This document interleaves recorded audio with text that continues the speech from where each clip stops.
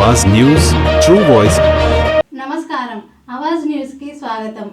ఎల్లారెడ్డి మండలంలోని బిక్కనూరు గ్రామంలో సృజన్ గౌడ్ ఆధ్వర్యంలో నిర్వహించిన కబడ్డీ పోటీల ఫైనల్ ఘనంగా జరిగింది।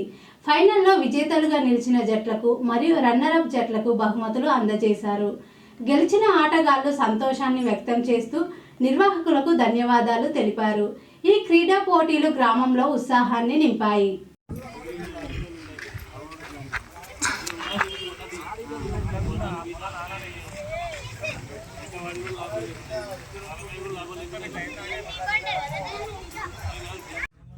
రూపాయలు, రెండో బహుమతి 5,000 రూపాయలు, 5,000 రూపాయలు బహుమతి ఇవ్వడం జరిగింది।